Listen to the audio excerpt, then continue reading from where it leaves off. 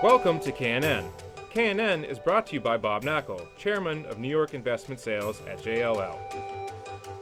Hi, I'm John Hageman, Managing Director at JLL. Welcome to KNN.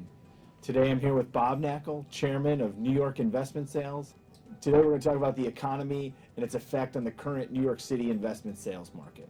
So Bob, we always talk about the economy and what that means for New York City real estate, and one of the particular focuses is always about jobs. What is happening in the overall economy relative to the current state of jobs? Well, Hags, the reason I'm so focused on jobs all the time is because it's really the gasoline that fuels the underlying fundamentals of our market. It's probably the most impactful in terms of impacting decisions people make about where they're going to live, how they're going to live. Mm-hmm. It impacts companies and what their optimism is like, or their desire to hire more people. Mm-hmm. So it really fuels everything about where we are. So last week, the jobs report came out for March. There were 196,000 jobs created. That's the 102nd month in a row that we've had job expansion in the country, which is, as you know, in the New York City investment sales market, we're about 42, 43 months into a correction. Mm-hmm. That correction hasn't happened in the broader economy. Mm-hmm. Things are still chugging along and doing very, very well.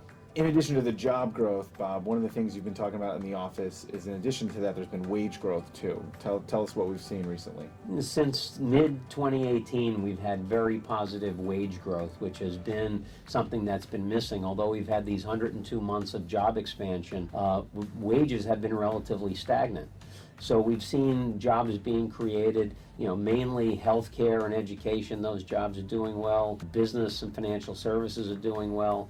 And along with the job creation, we're having this very, very healthy wage growth. In fact, year over year, based on last month's report, there's about a 3.2% increase in wages. Inflation's only running at 1.5%, so a wage growth is far outpacing inflation, which is a very, very positive thing. Mm-hmm. And that's what was expected when the tax cuts went into effect. We assumed that would have a very positive effect on employers wanting to hire more people, and that is very evident in the numbers. So you mentioned specifically that employers are looking to hire more folks. Tell us what you've seen recently in that effect. Well, the numbers absolutely reflect that. There are 6 million people that are unemployed. There's 7.6 million job openings. So for the first time in a very long time, we have more job openings than we have people that are unemployed. The issue with a lot of the jobs that employers are looking to fill are the skill set of the workers that are in the market looking for work.